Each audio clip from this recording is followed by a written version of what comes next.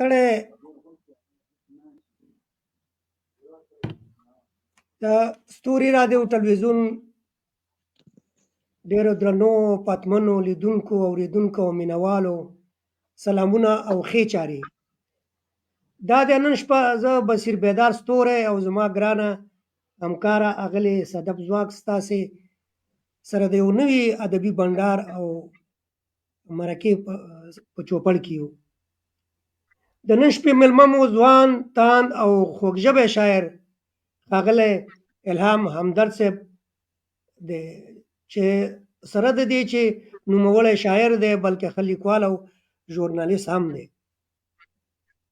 خو مخکې له دې چې زه خپل مېلمه ته هرکلی ووایم، زه خپلې همکارې صدف ځواک ته هرکلی وایم. صدف ځواک هر کله راشي په خیر راغلی او خوشحاله یم چې په یو نوې خپرونه کې یو نوي ادبي بنډار کې تاسو سره یو ځای یم.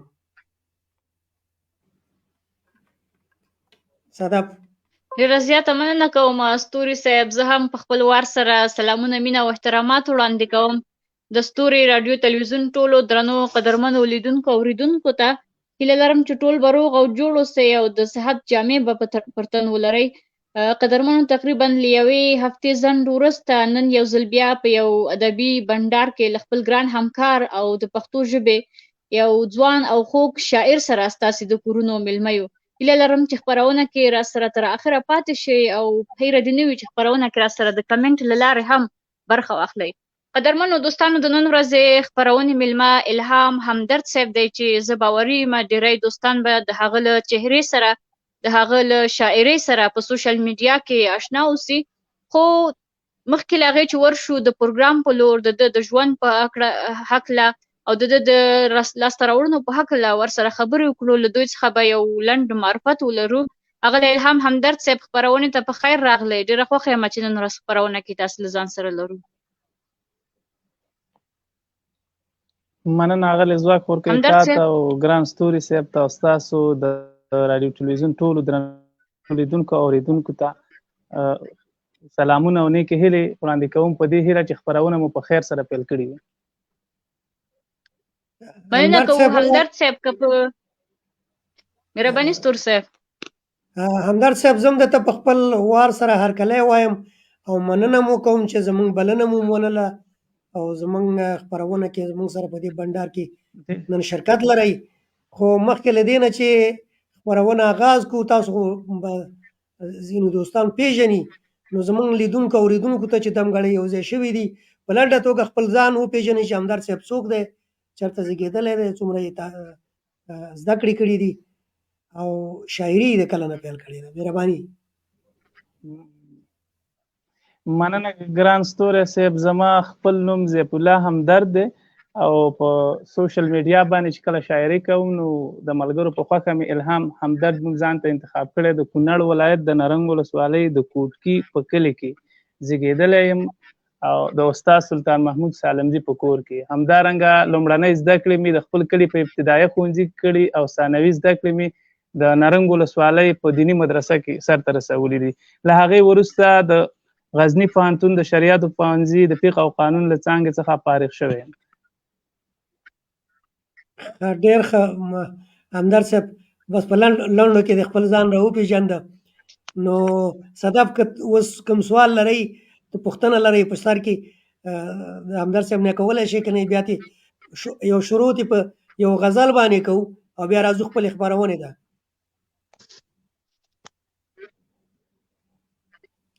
صدف نو ستوري صاحب، زما لومړی پوښتنه خو له همدرد صاحب دغه ده چې دوی به موږ ته دا ووایي د خپلې شاعرۍ په اړه، که موږ ته ووایي چې شاعري له څه وخت څخه پیل کړې ده.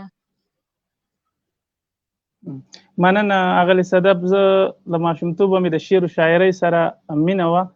نو کله چې په مکتب دوره کې وم نو د بېلابېلو شاعرانو خصوصا د خپل پلار چې هغه هم شاعر دی د هغې شعرونه به مې ویل. بیا په کال 1908 کې ما لومړی شعر ولیکه، نو هغه هم د وطن په باره کې و. د 1908 نه زما آغاز د شاعرۍ شوی دی.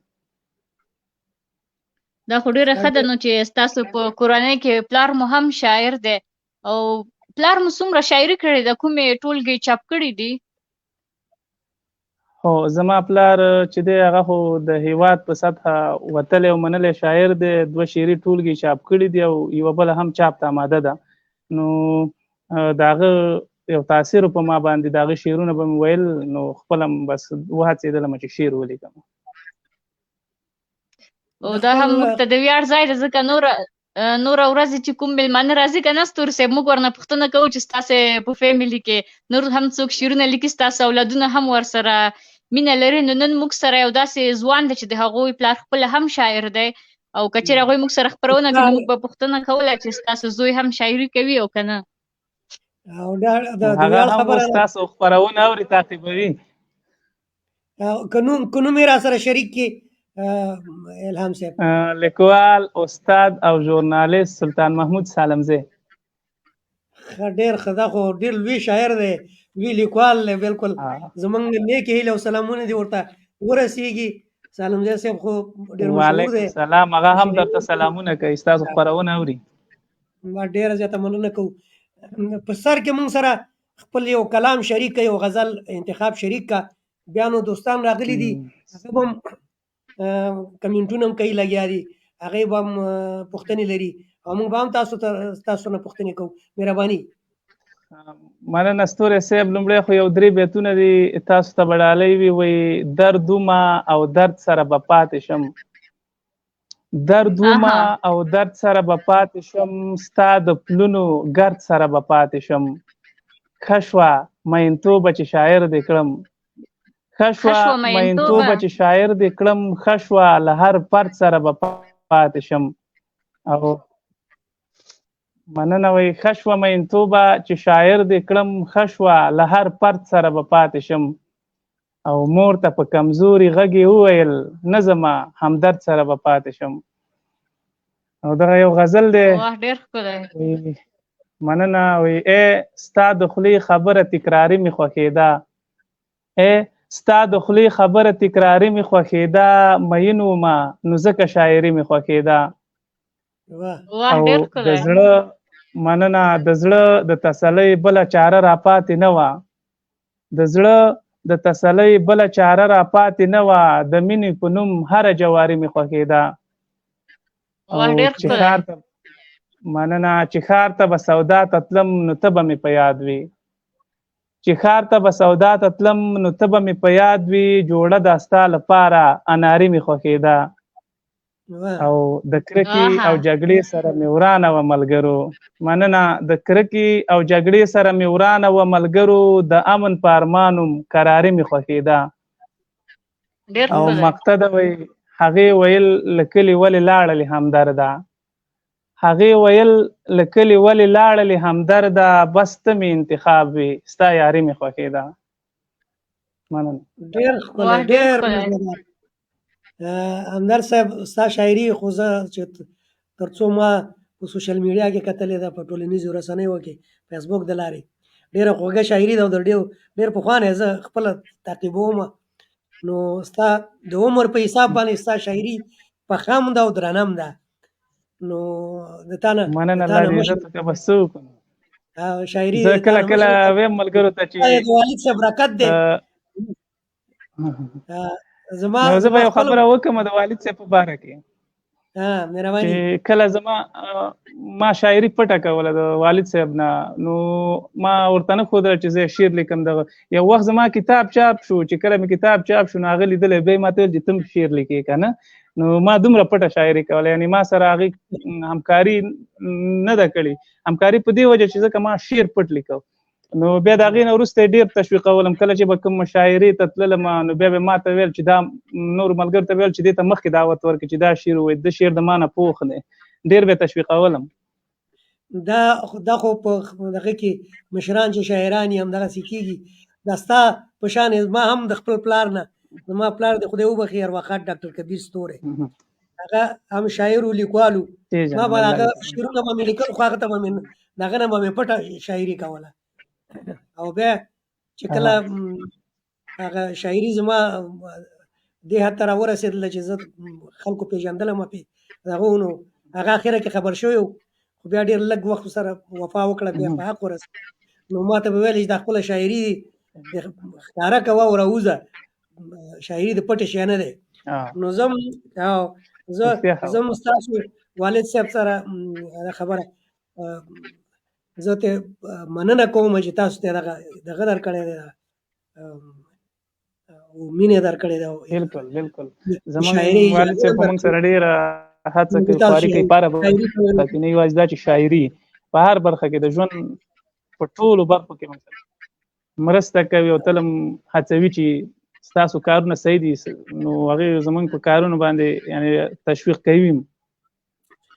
نو بس الله دې ورته ژوند ورکړي هغه ته او تا ته دې خدای پاک مخې ته ډېر ژوند پروت دی، خدای دې روښانه آینده ولره. دا صدف موږ سره کمنټونه را روان دي چې بیا نه پورته ځي نو که دغه کمنټونه یو څه ولولي بیا به موږ سره همدرد صاحب په سټوډیو کې موجود دی، را به شو خپلې خپرونې ته ورسره به خوږې خبرې هم کوو، نور شعرونه به هم پرې اورو او دکلمې هم شته دی را سره هغه به هم اورو. دوستان دې موږ سره اوسي، چېرته دې نه ځي، مهرباني.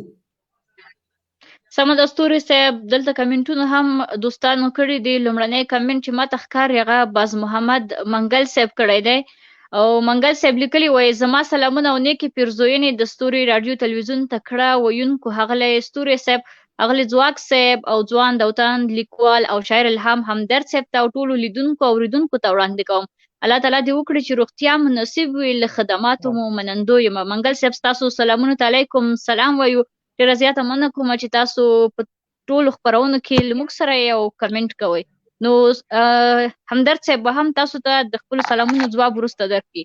شکیب خان ورور راسره دی، دوی لیکلي وایي السلام علیکم. سلامونو ته علیکم سلام وایو. شکیب خان صاحب خپرونې ته په خیر راغلی، دوی لیکلي وایي پروګرام اورمه.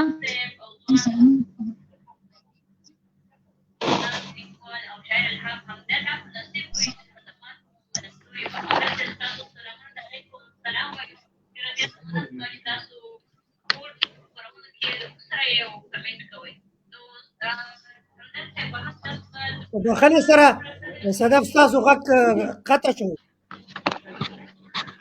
ستوري صاحب نه پوهېږم دلته څه ستونزه ده، زه خپل اواز بیرته اورم، نو خدای دې وکړي دا ستونزه حل شي او کمنټونه به هم زه ما د همدرد صاحب مایک میوټ کړ چې کله هغه خبرې کوي بیا به ورته مایک خلاص کړم.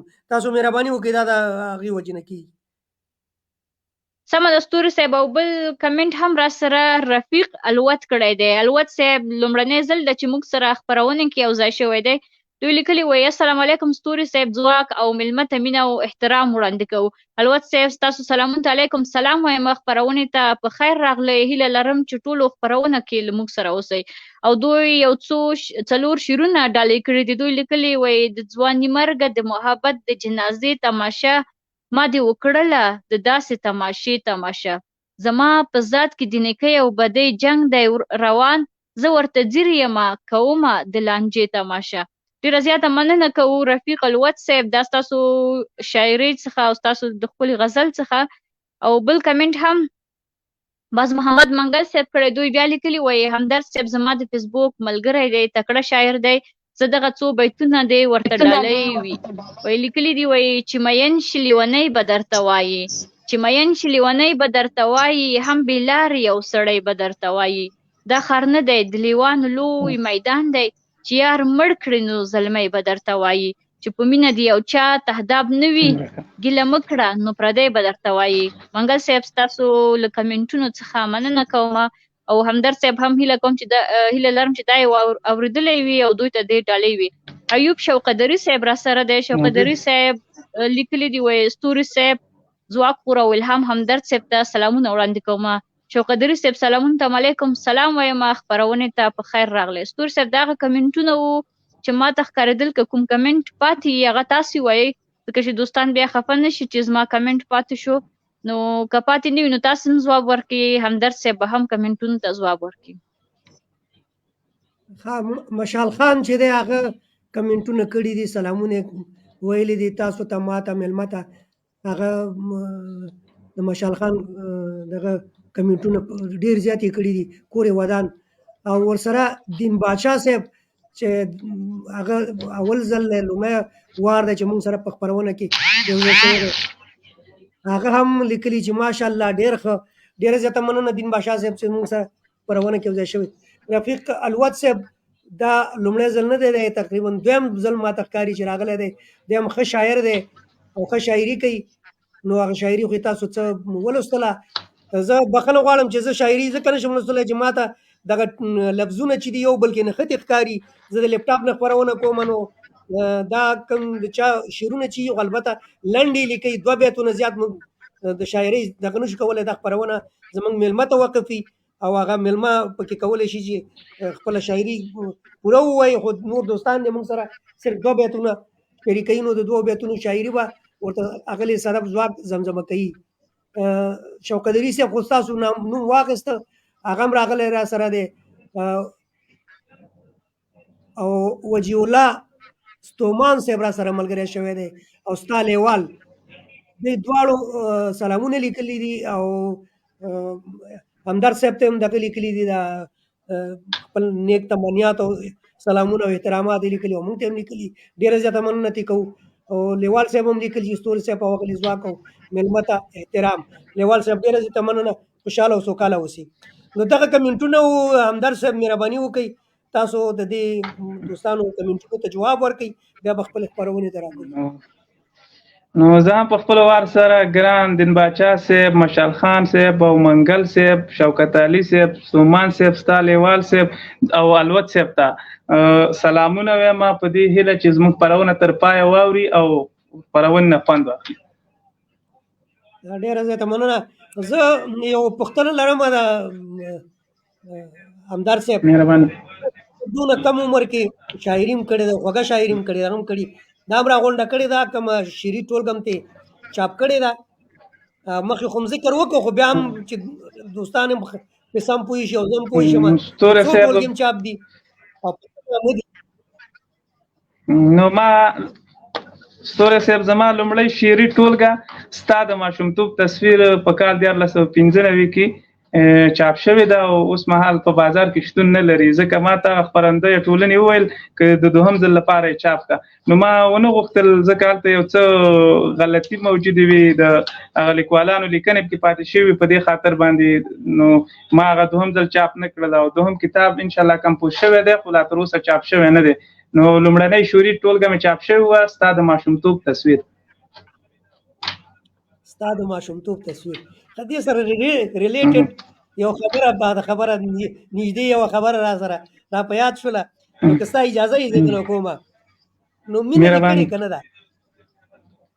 هو ولې نه، مینه خو مې کړې ده، د دې نه خو انکار نشو کولی. مینه دې دغه دی خپله مینه کې کامیاب شوی، مینه دې چا سره کړې ده؟ دغسې بس یو پوښتنه نه هو الحمدلله. نو بس په خپله مینه کې کامیاب شوی یم او مینه مې کړې ده. واده خو دې نه دی کړی؟ واده مې هم کړی دی، 5 بچیان لرم الحمدلله. ماشاءالله ماشاءالله، الله دې نیک او صالح غټ کړي. بس دغه یو شخصي پوښتنه وه، بخښنه غواړم چې خفه شوی به نه، نو هم یې نه کوله ځکه چې دوستان حتما دغه لري، هغه لیواله یې دې ته چې دی د شخصي ژوند په باره کې وکړي. ښه که خوښه دي نو صدف که ستا هم خوښه وي، موږ سره دکلمې دي د همدرد صاحب، ډېرې خوږې خوږې دکلمې دي او ډېرو په ښو اوازونو باندې شوي دي. نو یو د دې دکلمو نه به یې شروع کړو چې دی ته بیا وخت نه پاتې کېږي. زمونږ یو ساعته خپرونه وي، نو دوستان را سره ملګري دي، دوی به هم واوري، خوند به ترې واخلي. که ستا خوښه وي همدرد صاحب یو دکلمه به دې کېږي. سمه ده ستوري صاحب. همدرد صاحب تاسو څه وایي؟ دکلمه کېدو که نه؟ بس بیخي ښه ده، دا خو به لافې شي. ولې نه؟ ښه دغه یو ډالۍ ده زما له خوا نه تاسو ته، بیا به دغه نورې دکلمې هم درسره په خپل وار باندې شریکوو.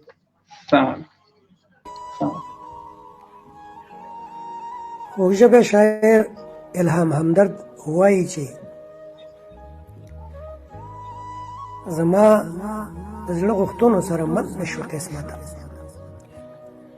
زما د زړه غوښتنو سره مل نشو قسمت، او اوف زه خو دې بدل کړم ته بدل نشو قسمته، اوف زه خو دې بدل کړم ته بدل نشو قسمته،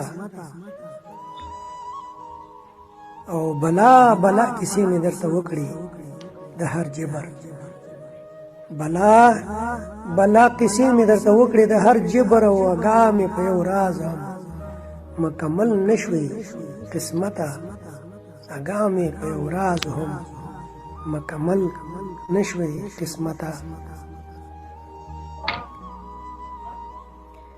زما د هم مسلک کې تورې زلفې دي د بل کړي زما د هم مسلک کې تورې زلفې دي د بل کړي او په ډېرو دعاګانو مې را خپل نشوي قسمته په ډېرو دعاګانو مې را خپل نشوي قسمته او د وخت درنو څپېړو ته دي ځوړند کړم په دار د وخت درنو څپېړو ته دې ځوړند کړم په دار دا څنګه مې خوابه دی په دې چل نه شو قسمته دا څنګه مې خوابه دی په دې چل نه شو قسمته او همدرد به دې نو کوم ډول ښېګڼه کړمه یاد همدرد به دې نو کوم ډول ښېګڼه کړمه یاده همدرد به دې نو کوم ډول ښېګڼه کړمه یاده زما نشوې رڼا مې د محل نشوې قسمته زما نشوې رڼا مې د محل نشوې قسمته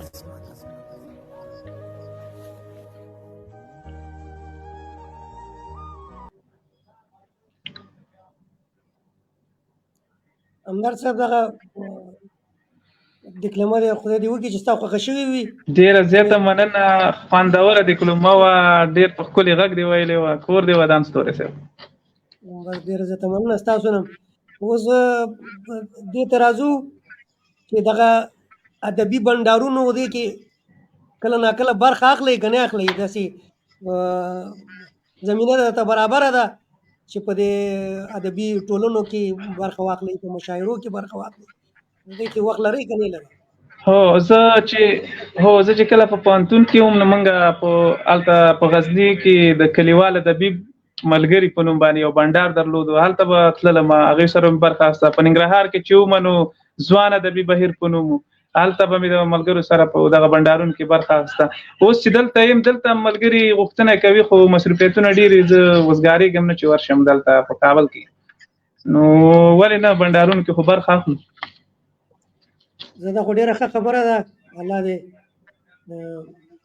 خوشحاله لره بس چې دغه شانې بنډارونو کې برخه اخلي نو نوره باندې زده کړه زیاتېږي نوره باندې هغه شعر به دې پخېږي ځکه دې بنډارونو کې ډېره فایده وي په دې ادبي بنډارونو کې چې سړی د مشرانو نه هو دا یو د پوهنتون حیثیت لري ډېر څه ترې زده کېږي او ما له دغه مشرانو درنو شاعرانو نه ډېر څه زده کړي دي بس الله دې خوشحال لري یو غزل یا نظم را سره خپل نه شریکې ولې نه یو غزل دی البته شوخ دی بخښنه کوئ نو ستا ټول شعرونه شوخ دي خیر دی تاسو ته د ډالۍ وي وایي پټ دې کړ که څه زړګی واپس خو دې را نه کړلو پټ دې کړ که څه زړګی واپس خو دې را نه کړلو ومړ سترګې ځې د کور ادرس خو دې را نه کړلو ښه ده زه به هم د شپېلۍ غږ ته دوام ورکړم ښه ده زه به هم د شپېلۍ غږ ته دوام ورکړم تا بیا شوخي ونه کړه او ټس خو دې را نه کړلو ما به ورته ښه بېتوله مینه ډالۍ کړې وه ما به ورته ښه بېتوله مینه ډالۍ کړې وه وخته نو بې وسه دې کړم وس خو دې را نه کړلو او شکر محبته په سپېڅلې لار دې وروستم شکر محبته په سپېڅلې لار دې وروستم شکر محبته په سپېڅلې لار دې وروستم خیال د شهوتونو او هوس خو دې را نه کړلو او اخر مقطع ده وایي خدایا ستا په لوی جهان کې زه همدرد یوازې شوم خدایا ستا په لوی جهان کې زه همدرد یوازې شوم ما چې درنه وغوښت هغه کس خو دې را نه کړلو پټ دې کړ که څه زړګی واپس خو دې را نه کړلو ومړ سترګې زی د کور ادرس خو دې را نه کړل. واه ډېر ښکلی په دې هیله چې د خوښۍ وړ همدرد مې صاحب. مننه ژوندی. یوه پوښتنه لرم همدرد صاحب، د تاسو چې کله شاعري کوئ د دې لپاره کوم ځانګړی وخت لرئ؟ لکه دا شعر چې تاسو لیکلی و دا مو څه وخت کې لیکلی و، کوم مهال کې؟ نو موږ نه دغه پوښتنه په ډېرو ځایونو کې کېږي، خو زه به دومره ووایم چې د شعر لپاره وخت معلوم نه دی. شعر چې هر وخت کې تا ته الهام وشي نو بس شعر لیکلی شي، یعنې په زور شعر نشي لیکلی که نه، که ویم لیکې ډېر بې خونده وي. نو شعر لپاره وخت معلوم نه دی، داسې وخت راغلی چې کله زه بیخي خو ښه خبره دا ده چې اکثریت یې په تنهایي کې لیکل کېږي، کله چې یوازې یم بیا ښه شعر لیکم. او بالکل دا خبره خو ده نو چې یوازې توګه باندې کښېني هغه باندې فوکس لږ څه زیات وي. او همدرد صاحب بله پوښتنه دا چې تاسو په نثر بخش کې هم لیکنې کړې که صرف په د نظم په برخه کې مو کړې؟ نه زه لنډې کیسې هم لیکم، نثر هم لیکم، او د دې ترڅنګ نظم، غزل، ټپیزه، هایکو دا هر څه لیکلی شم او لیکلي مې هم دي. دا خو ډېره ښه ده، نو خدای دې وکړي چې تاسو له دې هم مخته لاړ شئ. او بله نظم مو تر اوسه آزاد نظمونه لیکئ؟ زه آزاد نظم هم لیکم او قافیه والا نظم هم لیکم، مقفا نظم چې ورته وایي. ښه ډېر ښه ده. نو بیا به د خپرونې په منځ کې که چېرته وخت نو تاسو ته به یو نظم هم واورو. کمنټونه وایي ستوري صاحب کمنټونه کم دي، نو که دوی نظم ووایي له هغې وروسته به بیا یو څو کمنټه دي هغه بیا زه ووایم. نو زه به درته دومره وایم چې نظم اوس وخت کې په ذهن ته نه راځي، لیکلی مې ځان سره نه دی او هغه څه چې ودیکلمه شوي وو تاسو ته مې درلیږلي که نه، نو زه به همداسې غزل ووایم، نظم یې بیا تاسو دیکلمه پلی کوئ. مهرباني. ښه صحیح ده. غزل داسې دی وایي دلته مې هر چاته کیسې د پندانې وکړلې.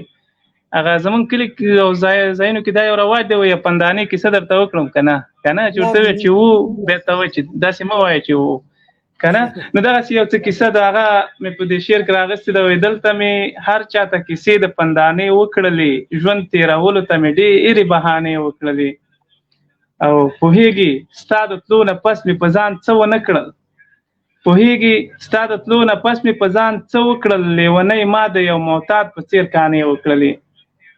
او زه به نو څنګ په اوسنۍ زمانه وغوړېږم، په مخ کې کرښې راله تېرې زمانې وکړلې، او نه مې ته خپله کړې او نه مې درنه زړه صبر شو، نه مې ته خپله کړې او نه مې درنه زړه صبر شو، د مینتوب په نوم مې ډېرې ترانې وکړلې. او همدرد چې خورمه تندکونه په هواره ځمکه، همدرد چې خورمه تندکونه په هواره ځمکه، ما محبت ونه کړ ما خو یارانې وکړلې. واه ډېر ښکلی. واقعا سره همدرد صاحب چې ستاسو شاعري ډېره ښکلې ده. او یو بله پوښتنه زه دا لرم همدرد صاحب، د تاسو چې کله خپل شعرونه لیکئ که نه، لکه دلته تاسو ویل چې همدرد د تا خو ډېرې څه مو ویل چې دیندکې وکړلې که څه شی و دغه باندې که نه، او دغه باندې لکه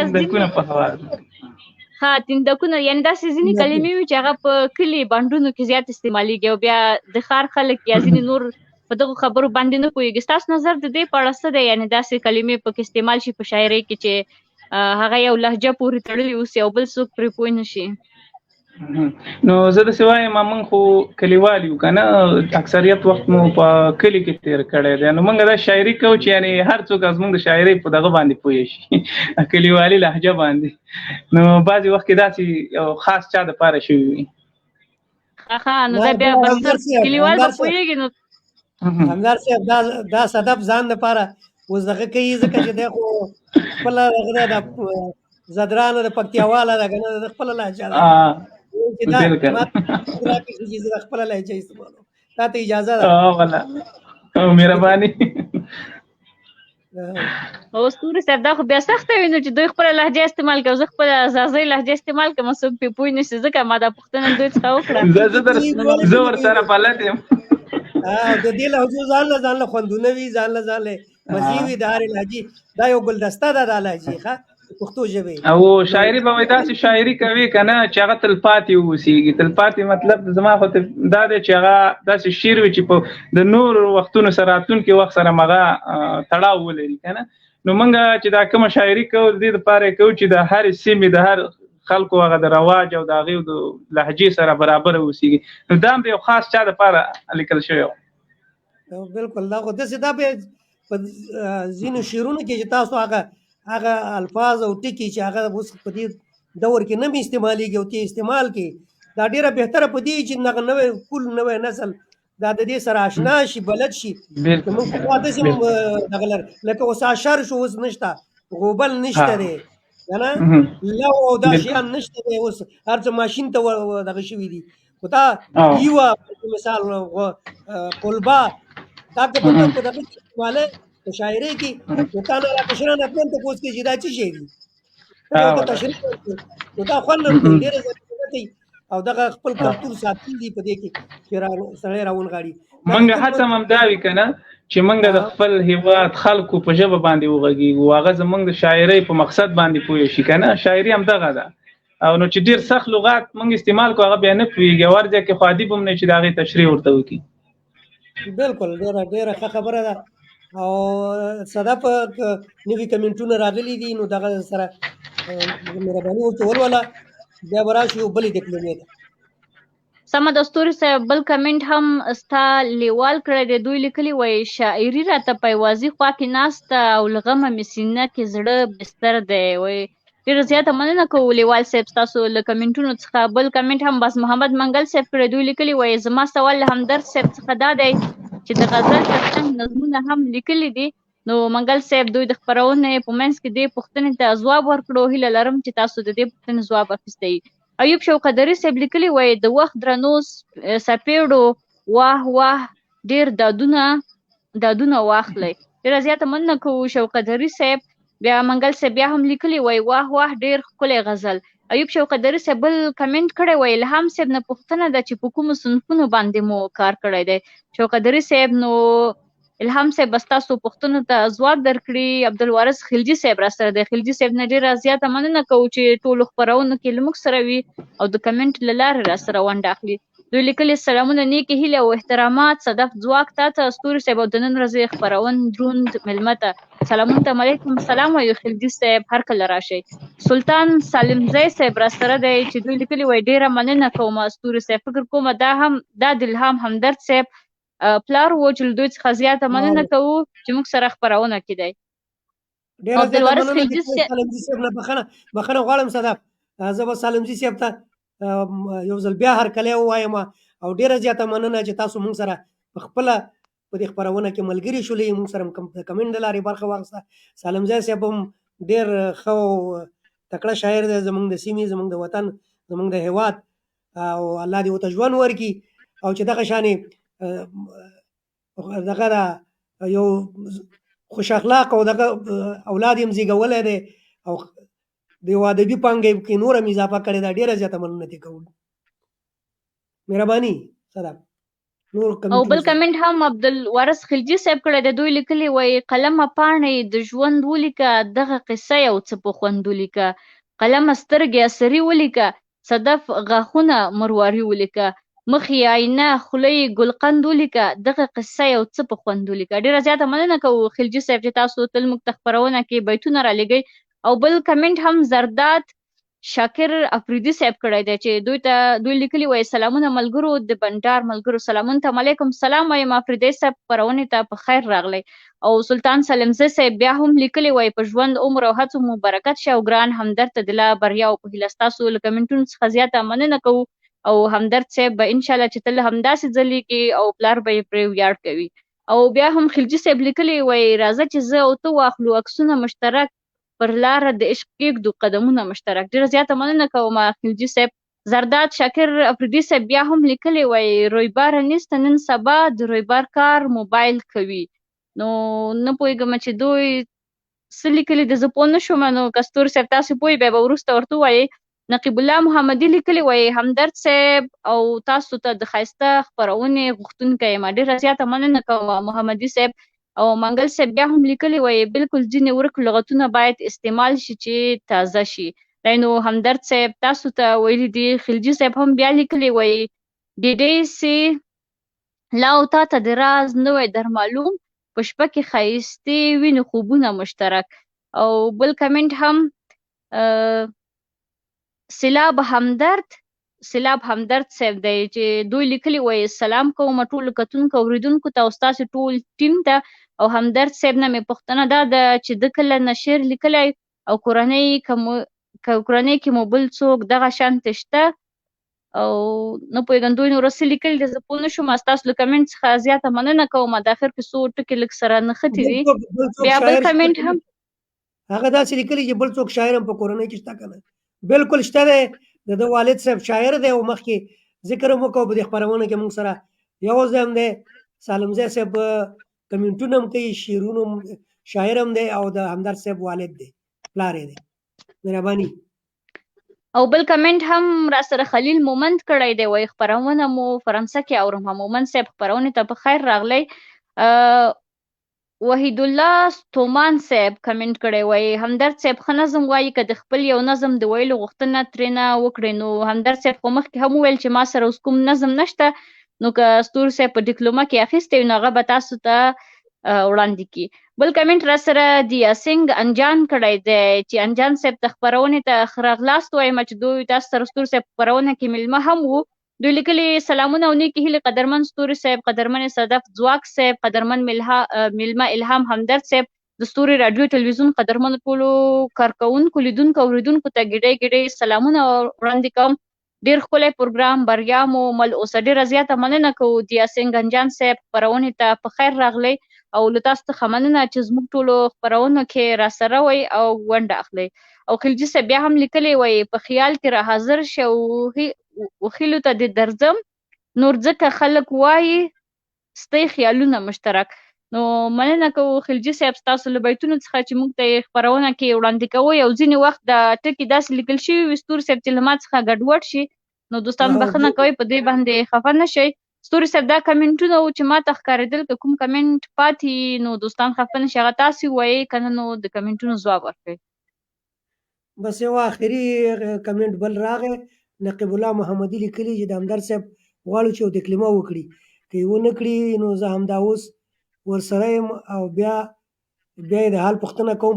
هغه ستا کار دی وروره محمدي صاحب، خو دا دی موږ د همدرد صاحب یو تکلیمه چې خور کړې ده هغه په دوستانو سره شریکوو، که د همدرد صاحب خوښه وي.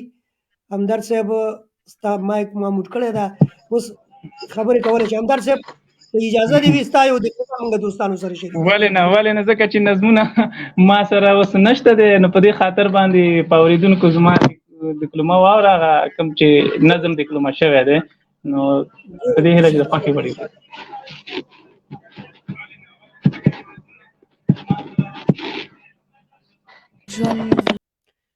همدرد صاحب ډېر ښکلی دغه و، خو لږ و ده او هغه نظم به زما په خیال باندې چې پاتې شو او بیا دغه کوو ده. زه یو پوښتنه لرم مهرباني. او بیا د ما سره یو نظم دی، دغه بل پیدا نه شو، بیا به دا نظم زه په خپله تحت اللفظ ووایم. پوښتنه مې دا ده همدرد صاحب کور کې د لانجه جوړه نه شي، خو بیا هم موږ داسې کله کله شوخي کوو دې شي. دا ستا په دې شاعرۍ کې دغه ټولګیوال او هم مسلک او دغه دا ډېر زیات دي که نه؟ نو داسې ده چې موږ کله کله یو کنایه استعمالو، که هر شاعر په خپل شعر کې یو ځانګړی نوم لري د خپلې شاعرۍ دپاره، نو بس زما هم دغسې یو ځانګړی نوم شته دی په شاعرۍ کې چې څه وجه زه شاعر شوم، او نو هغې دپاره بیا زه دغه جمله کاروم که نه، د هغې دغه نوم دا لکه دغه دی یو چا ته اشاره ده، خو دغه مخفي ده بیا خو ټیک ده، خو مقصد ما ویلی چې دا کیس که اوس هم روان وي نو بیا په جګړه کې رالي. بلکل. الله دې خوشحاله لره. همدرد صاحب دلته موږ سره پاک پټان صاحب یو ځای شوی دی، هغه لیکلي چې السلام علیکم ټول محفل ته، ستوري صاحب ته، تورپیکۍ خور ته او مېلمنو ته په خیر راغلی. تورپیکۍ خور نن په سفر ده، موږ سره نشته ګین، هغه خو حتما موږ سره د کمنټ د لارې ملګري کېږي. او ډېر زیات مننه پاک پټان صاحب، خوشحاله او سوکاله اوسئ. او خلجي صاحب لیکلي چې د شپې به ګل لره شبنم راسي زما به غېږې ته صنم راسي او چې ورته لاره په رڼو جارو کړم څومره مبارک به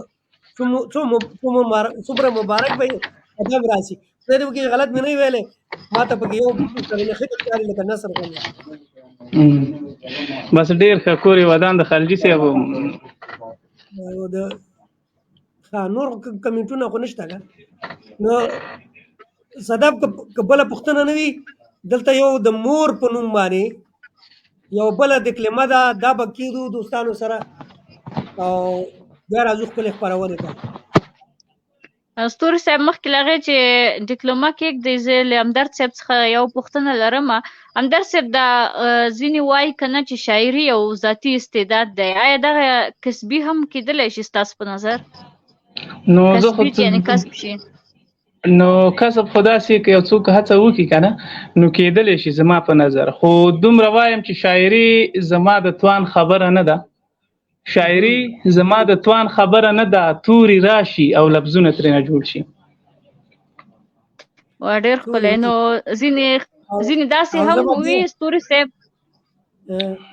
مهرباني او ستوري صاحب ما ویل که نه ځینې داسې خلک هم وي چې شاعري د دوی په ذات کې نه وي یعنې د دوی کورنۍ کې هم څوک نه وي خو دوی ورسره ډېره مینه لري نو دوی کله چې زیاته شاعري وایي دوستان سره کښېني شاعري بنډارونو ته ولاړ شي نو دوی بیا خپله کولی شي چې یو څه ولیکي یعنې دوی هم هغه ترېنه کسبوي بالکل اغلی ځواک زمونږ سیمه چې داسې یو شاعرانه سیمه ده نو هلته که یو خو دا ده چې ماحول هم په سړي باندې تاثیر کوي که نه کورنۍ کې زمونږ والد صاحب هم شاعر دی اوس ما یوه خبره پټه کړې وه زما نه کشر ورور هم شاعر دی نو هغه چې دی هغه هم پټ شعرونه لیکلي یوه ورځ مې ورله کتابچه وکړله چې پام مې وکړه ډکه کړې وه ما ویل دا څنګه چل دی بیا یو ورځ په یو غونډه کې وم هلته یو بل هلک و د ده دغه شعر یې ترنم کړو نو ډېر خوندور یې ویلې نو دا د ماحول تاثیر هم دی او کورنۍ دغه هم دی که نه نو حتما دغه کولی شي تاثیر لري په دغه باندې سړی شعر ولیکي دغه جراثیم خورېږي که نه بیا بالکل هغه زه ته یو لنډ بیت ویم د لایق صاحب یو بیت دی لایق صاحب وایي چې شاعري کې الهامي کیفیت نه وی د دنیا خلک به وایي شاعرانو واقعیت دی او زه کله کله وایم ستوري صاحب که نه چې هر مین نه هر شاعر مین دی خو هر مین شاعر نه دی بالکل بالکل هغه اجازه لالا دې خدای وکړي هغه ویلي چې هر افغان هر پښتون افغان دی خو هر افغان پښتون نه دی بېشک هر افغان بیا پښتون نه دی نو ډېره مننه دغه به دکلمه به دوستانو سره کېدو د مور په نامه باندې یو نظم دی او غزل دی مهرباني شاعر الهام همدرد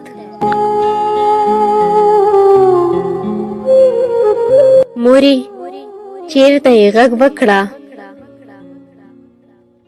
ژوند مې بې له تا خراب دی ټوله شپه درپسې ژاړم ځان مې ګیر په یو عذاب دی مورې چېرته یې غږ وکړه زه نیمګړی بې له تا یم هیڅ خوښي راسره نشته بې اسرې یمه تنها یم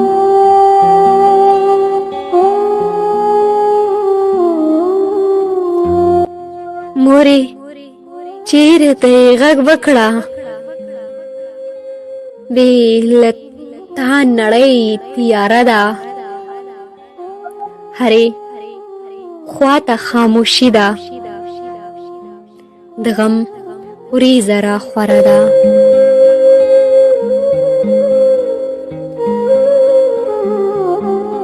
مورې چېرته یې غږ وکړه څه احساس خو راته راکړه زه یتیمه شم نیم شم مزه لاس خو راته راکړه مورې چېرته یې غږ وکړه ستا سندرو پسې مرمه ته سایه زما د ځان یې ستا خبرو پسې مرمه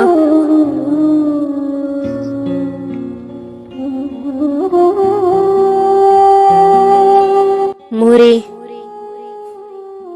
چیرته یې غږ وکړه هر ماښام دې یادومه زما هر خوښي کې ته یې ګام په ګام دې یادومه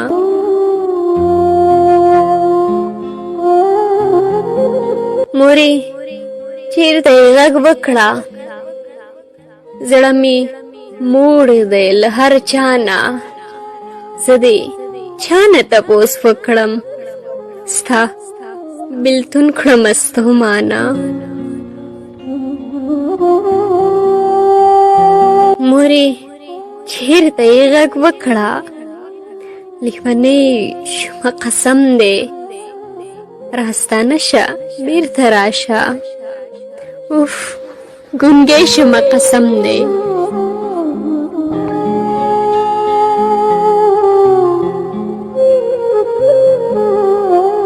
مورې چیرته یې غږ وکړه زه دې بیا له خدایه غواړم ستا صحرا بیا رسمومه تا په ذهن کې رانغاړم تا په ذهن کې رانغاړم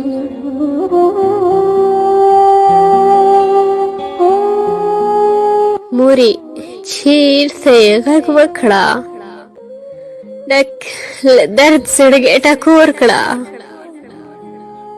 بې له تا یې هېڅوک نشته د همدرد زړګی ټکور کړه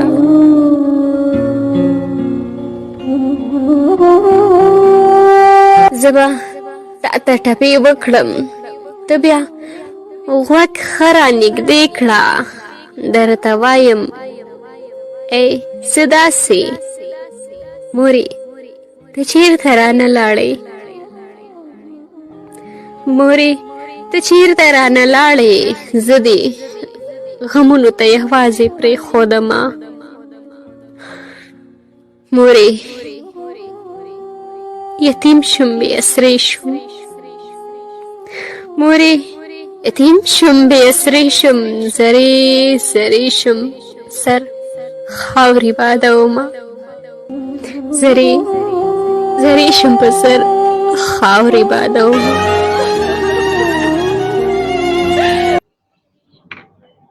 ډېر دردونکی نظم و همدرد صاحب په ګوتو د برکت شه ډېر ښکلی و مننه ستوري صاحب په دې هیله چې د اورېدونکو هم د خوښې وړ ګرځېدلی وي او خوابدي شوي نه وي او بس دردونکی نظم و چې خلکو ته د میاندې هم ور په یاد کړلی و د ډېرو د سترګو نه به اوښکې هم تللي چا چې لکه زه خپله هم ورته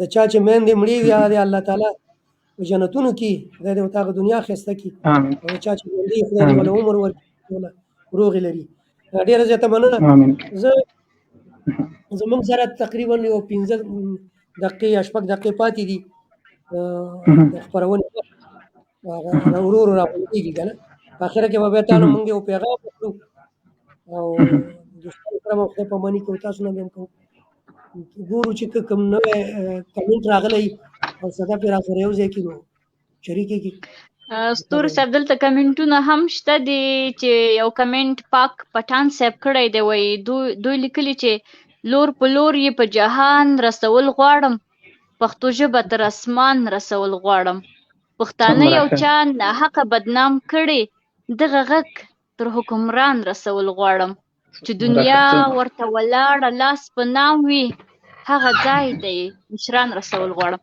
ډېره زیاته مننه کوو پاک پټان صاحب واقعیت چې ښکلی شعر و او چې موږ سره مو شریک کړی و بیا باز محمد منګل صاحب هم کمنټ کړی وایي اخ وخت څومره دردناک دی په واقعیت سره منګل صاحب نو همدرد صاحب همداسې یو ښکلی نظم لیکلی و بیا څنګه انجان صاحب هم کمنټ کړی وایي اوف څومره دردناک نظم او څومره دردناکه ډیپلوما په واقعیت سره چې انجان صاحب همدا خبره وه او سیلاب همدرد صاحب هم کمنټ کړی وایي واه واه څومره ښه عبدالوارث خلجي صاحب کړی وایي ما چې به وژړل تا جار ویل، ما ته بابک ما ته د پلار ویل، ما ته په مینه د غمخوار ویل، څومره د نرم او قرار ویل. مورې ډېره زیاته مننه کوو خلجي صاحب ستاسو له کمنټ څخه. بل کمنټ هم را سره پاک همدرد صاحب کړی، دوی لیکلي وایي واه ښایسته او دردناکه نظم او د خورکۍ په غږ نور هم د درد ډک شو. همدرد صاحب ته د ډاډ وړاندې کوم. ډېره زیاته مننه کوم پټان صاحب. عبدالقدیر خان صاحب را سره د خان صاحب لیکلي وایي سلامونه تا ته ستوري صاحب، ځواک ته او دروند میلمه ته، تاسې د ستایلو وړ یې. ډېره زیاته مننه کوو خان صاحب چې خپرونې ته راغلی او موږ ته مو کمنټ وکړه. ستوري صاحب بل کمنټ هم را سره د نبي ساحل صاحب کړی، دوی لیکلي وایي سلامونه او درنښت ستوري صاحب تاسو ته وغلي ځواک ته ګران میلمه همدرد صاحب ته. ډېره زیاته مننه کوو ستوري صاحب. دا کمنټونه وو، که کوم کمنټ پاتې تاسو وایي که نه نو کمنټونو ته ځواب ورکړئ. نه کمنټونه زما په خیال باندې چې همدغه وو. د ټولو دوستانو نه یو ځل بیا نړۍ مننه کوو چې موږ سره خپلې کمنټونه یو ځای کړه او تر دې دمه زموږ ملګرتوب وکړه. خصوصا د انجان صاحب نه چې انجان صاحب یو ډېر خوږ ژبی او تکړه شاعر دی او زموږ سره په خپرونه کې تقریبا 2 ځل موږ هغه بللی دی او میلمه شوی دی را سره، زموږ بلنه منلې ده. او ستوري صاحب زه هم په خپل وار سره له درنو ګډونوالو څخه نړۍ مننه کوم، خصوصا انجان صاحب څخه. انجان صاحب زما د خوښې شاعر دی، ډېر ښه شاعري کوي. ما سره فیسبوک هم ملګری خو متاسفانه نه پوهېږم چې زما آی ډي له منځه لاړه، 9 کلنه آی ډي، نو په دې نوې آی ډي کې را سره نشته دی. په دې هیله چې زما غږ واوري بس بلنه ورته ورولېږه انشاءالله. انجان صاحب مخلص سړی دی، فوراً دې بلنه مې ورلېږلې. صحیح ده. ډېره زیاته مننه همدرد صاحب او ستا خوږې خبرې او ستا په اړه باندې معلومات، ستا شاعري دا موږ دوستانو سره یو ځای کړه. البته په اخره کې به موږ سره خپل یو پیغام به را سره شریک کړي او بیا دې یو ډکلمه دې بل هم شته دی، هغه هم دوستانو سره یو ځای کړو. په پای کې به زه واچوم. که خوښه دې وي زه به ستوري صاحب یو لنډ غزل د دوستانو ته واورم، بیا که پیغام هم باندې وکړم. بالکل غوږ یې ورته. نو بس غزل داسې دی وایي بیا ورنه هیر شلو سلام راته راغاړې وتو، بیا ورنه هیر شلو سلام راته راغاړې وتو، هغه لمر مخې په ماښام راته راغاړې وتو. او زما د ژوند له څلور خواوې لاسونه تاو کړل، زما د ژوند له څلور خواوې لاسونه تاو کړل، زما دلبر زما ګلفام راته راغاړې وتو. او وخته مننه څه خوښي خو دې ډالۍ کړه راته، وخته مننه څه خوښي خو دې ډالۍ کړه راته، وخته تا وکړلو اکرام راته راغاړې وتو. او ستوري صاحب وایي تندیه نور دې په داغلو ستړی شوی ومه، تندیه نور دې په داغلو ستړی شوی ومه، ښه شو زما په نوم بدنام راته راغاړې وتو. مخته د وایي خپلو همزولو ته نن وویل غټ سترګې جنۍ، خپلو همزولو ته نن وویل غټ سترګې جنۍ، زما همدرد زما الهام راته راغاړې وتو. بیا ورنه هیر شلو سلام راته راغاړې وتو، هغه لمر مخې په ماښام راته راغاړې وتو.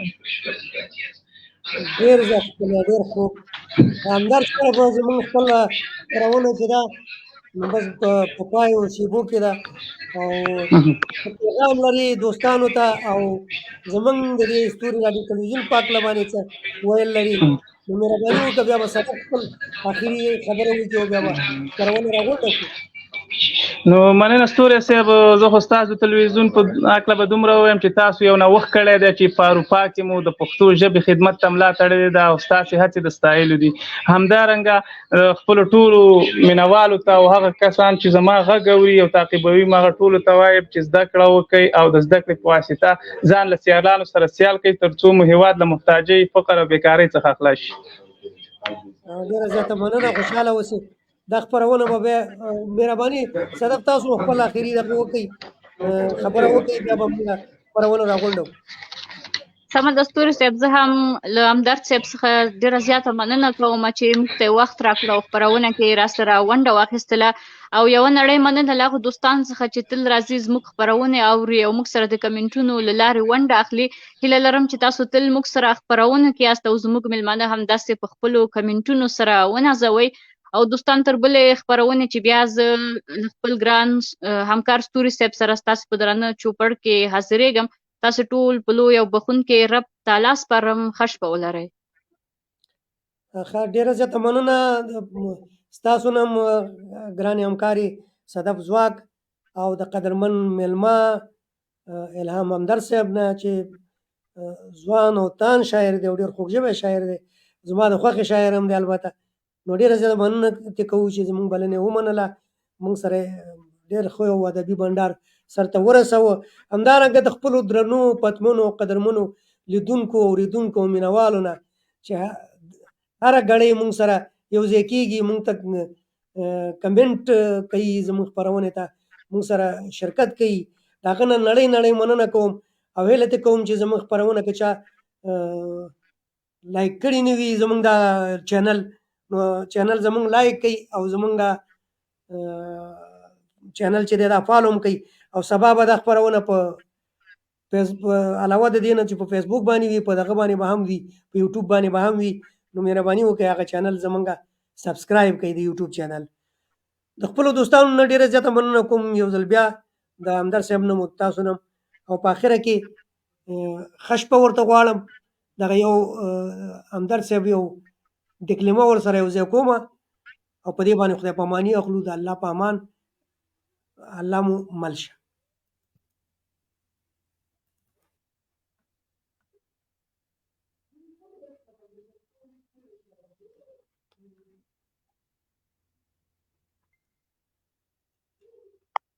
بیخي درته اړتیا ده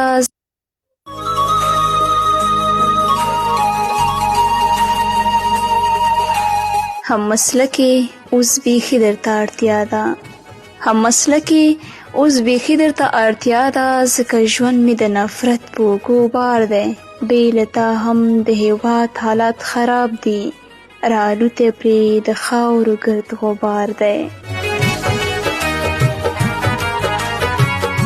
هم مسلکې اوس بیخي درته اړتیا ده، دلته بیا د محبت ژبه ګونګۍ ده، دلته هره ورځ پوخ ګل مانځل کیږي، په رښتیا د حقیقت ژبه ګونګۍ ده.